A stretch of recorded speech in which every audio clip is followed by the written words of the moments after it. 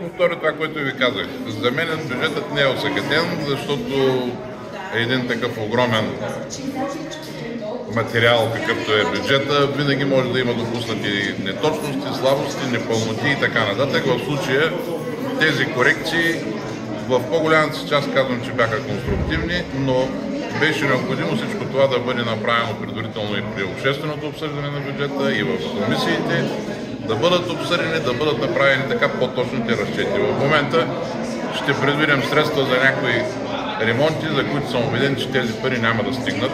Някъде пък може да дойдат повече. Не е направена тъй наречената количествено-стойностна сметка за определените нови предложения. Но като цяло не мога да кажа, че е осъкатен бюджета, напротив, бюджета си е приет в рамката, която ние предлагаме. Имаше естествено обсъждане във всяко населено място, включително имаше и комисии, които заседаваха.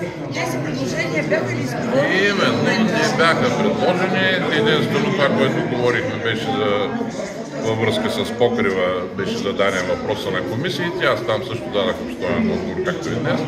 И общо взето в тези рамки приключи обсъждането и на комисия. Сега бяха поставени всички тези останали въпроси. Пак казвам, ясно е защо е направено.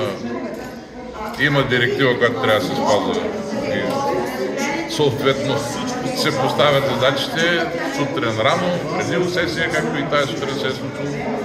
Не мога да коментирам повече. Вие знаете какво имам предвид. Са много разочаровани.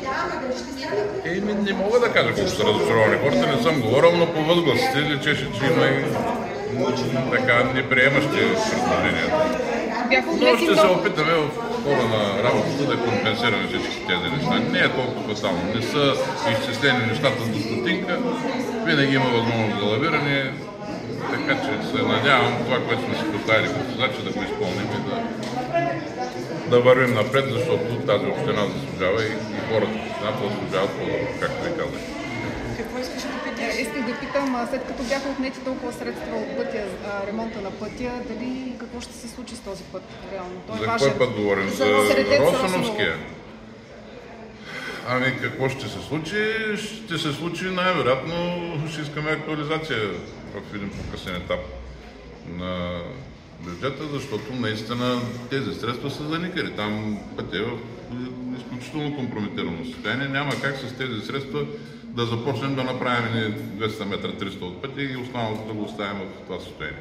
Или пък да закърпим определени дупки. Пътя е в ужасно състояние.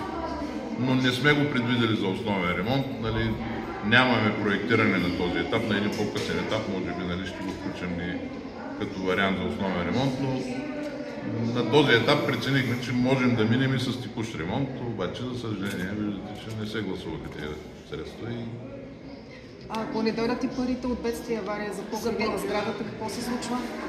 Ами, както каза носител Жалов, съответно ще искаме актуализация на бюджета и отново да бъдат върнати тези средства на един по-късен етап, но аз съм почти убеден, че това нещо ще мине. Имам уверение такава по-високо ниво.